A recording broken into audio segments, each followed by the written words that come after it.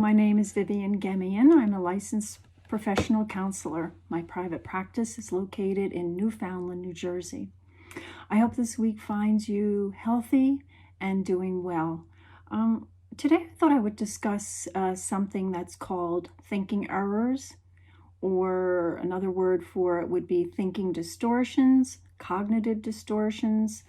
Okay, these are irrational thoughts that we have, thoughts that have the ultimate power to impact how we feel or how we behave. These thoughts generally reinforce our negative automatic thinking or emotions. Okay, can you identify with these? These thoughts may make us feel generally insignificant, give us many other negative feelings as well, either about ourselves or about our circumstances. Actually, though, to a great degree, cognitive distortions aren't always all bad, as they are sometimes a normal part of all of us. However, remember, when they're too abundant, when we have them too much, they can be harmful, okay? Experiencing COVID-19 may have unleashed increased thinking distortions for you, which I thought warrants some discussion about them, okay?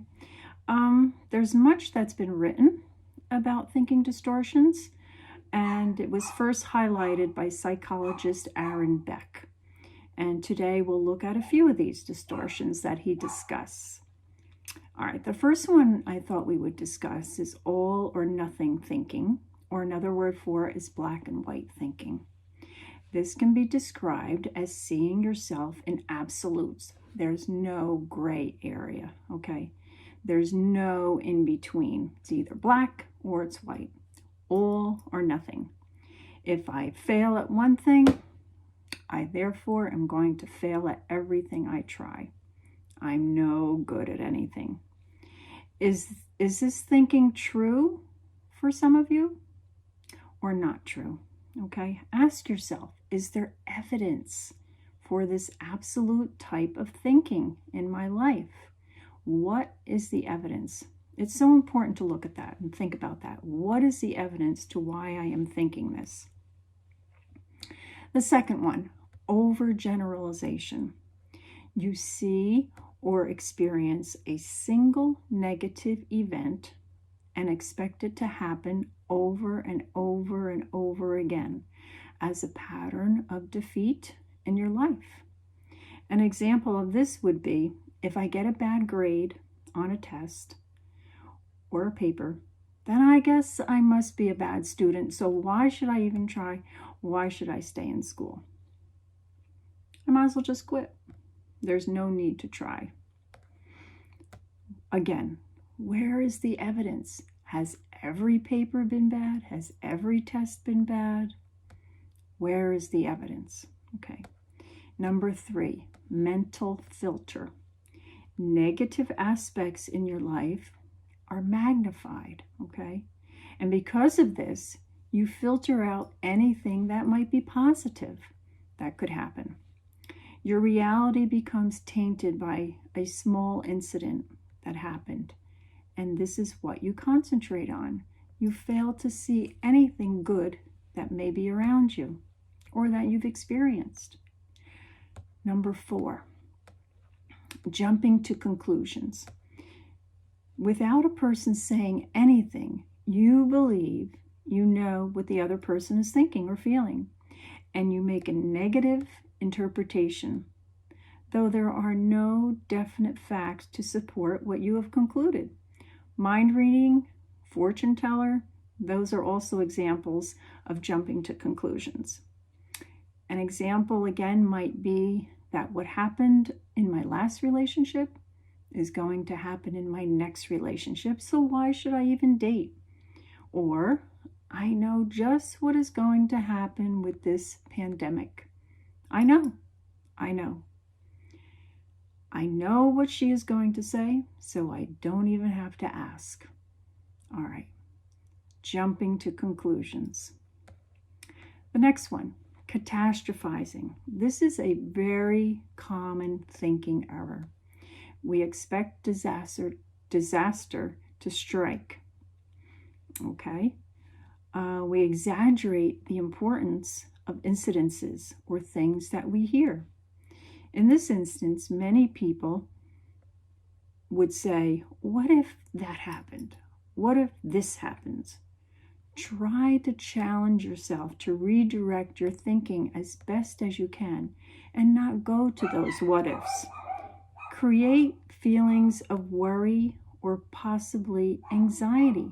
That's what happens with the what ifs. We become worried, we become more anxious, and maybe it can even lead to depression. So really take a look at these what ifs. When we are in a what if frame of mind, our energy is being spent in a time frame that doesn't really even exist at the moment. We're flooding ourselves with something we think might happen, but in most cases it doesn't. Check out the evidence again. Is there sound evidence for this disaster to strike me? As we have been discussing many times during these last few weeks, practicing mindfulness and being in the here and now is so valuable in getting through a time where catastrophizing and the what ifs are beginning to take over. What if life never gets back to normal? Then what? This pandemic will never end. But hey, we have to think. The pandemic in 1918 ended. A lot of these other pandemics ended. So let's look at the rationality of your thinking. Challenge it, okay? Challenge your thinking. The next one, should statements. You try to motivate yourself with either should statements, or you may use must or ought statements. I must do this. I ought to do this. The emotional consequences to this type of statement can ultimately lead to emotional guilt. I should exercise. When I don't exercise, I feel guilty. I must go on a diet. When I don't, or when I don't stick to it, I feel guilty. I should stop thinking about this pandemic 24/7. This thinking error of should statements can also bring about increased anger and frustration within ourselves. There are many more thinking errors, okay, thinking distortions, but these that I mentioned are very common with many people. So let's talk now how to begin to change some of these distorted thinking errors that we might be struggling with. Remember, this is not a magic cure, but instead we need to remember that by being aware, that's a very important word, aware of a thinking error we have may just be the first step in bringing about change. Sort of like empowering ourselves to first notice I need to change something and then working on doing so. Awareness is key. Awareness is key to enable ourselves to become empowered. Remember, all change is a process and it takes time. It's not like a snap of the fingers and things are changed and we've changed. It takes time and we have to have patience. Change takes not only time, but also a commitment to achieve it. But the first thing, as I said, is to be aware that I need to change. We don't want to point the finger and say, they need to change, he needs to change, she needs to change. No, maybe I need to change. And then set about to work towards that desired change that we want. During this pandemic, I think it's safe to say that many people are struggling with catastrophizing, jumping to conclusions, and maybe even a case of the shoulds. Maybe some of you can identify with some of the other examples that I gave as well. Negative thinking patterns, such as these, can be very unrealistic if we really look at them honestly and ask, is there any evidence for my thought? I've said that word evidence several times since I've started today. Evidence. Is there evidence? Okay. Can I name it? These thinking errors can have significant influence on overall emotions and even on our behaviors. So it's important to address the evidence for my thought. Don't get me wrong. As I said earlier, we can all have thinking errors at times. But when they are prevalent in our lives, that is when they can be seen as a problem, resulting in excessive worry or anxiety. I encourage you, in cases as this, to seek professional help if you are experiencing thinking distortions to the point of being debilitated by anxiety or depression.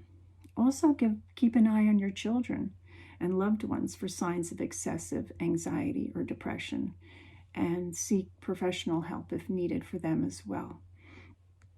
One of the first things to do is to recognize some of these thinking distortions in your own patterns of thinking. Ask yourself why you may be having these negative thoughts. Did I experience something that brought about this thought?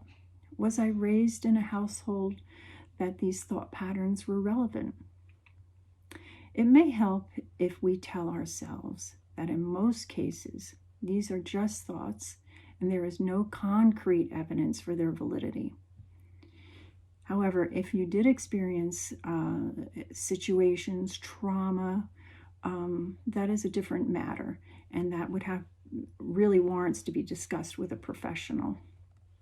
But many times we're just making these thinking distortions in our mind, and we let our mind just run with them.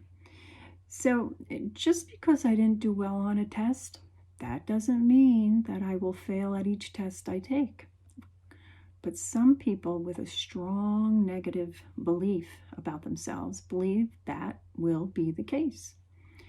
Ascertain the concrete evidence again and the validity for that thought. By learning to question your own personal thoughts for their validity, you can begin to correct many of your thinking errors and find a more positive, healthy, automatic thinking pattern. Let's take the thinking error of catastrophizing. How would we begin to decatastrophize? First, question your thought for its validity. What am I worried about? How likely will my worry come true? Can you think of past experiences that will validate that worry? That yes, the worry will come true. Or can you instead validate from past experiences that your worry will not come true, and you are just ruminating on a thought that is bringing you not only worry, but possibly anxiety and depression, and maybe even fear? Thinking now, if your worry does come true, what is the worst that could happen? Or if your worry does come true, what is most likely to happen? Lastly, if your worry does come true, in what time frame do you think you will be okay? 1 day, 1 week, 1 month, 6 months? Going through this little exercise helps you to really look at what you're catastrophizing about and decipher the validity to your thought and really working through it. Okay, we have to go through to get over many of negative thoughts that we're having and many fearful things that we're experiencing. We all have negative thoughts from time to time, but should we react negatively to all of our negative thoughts? No, instead we can look at these negative thinking patterns and thoughts as signs for us to perhaps try a new, healthier, more positive thinking pattern. Basically aim to lessen the power of your negative thoughts and their overall influence that it's having on your behaviors. It is quite possible that we just have to feel the thoughts, even if they are negative, and even if we don't particularly like the thought we're having. Sometimes we just have to accept our thoughts, even if they are negative, but make the effort to challenge the validity and work to lessen the impact that these negative thoughts may be having in your daily life, as living a life maybe of anger and frustration is not healthy for anyone. So challenge it. Challenge the validity. And I think that's key to remember. Challenge the validity, look for the evidence,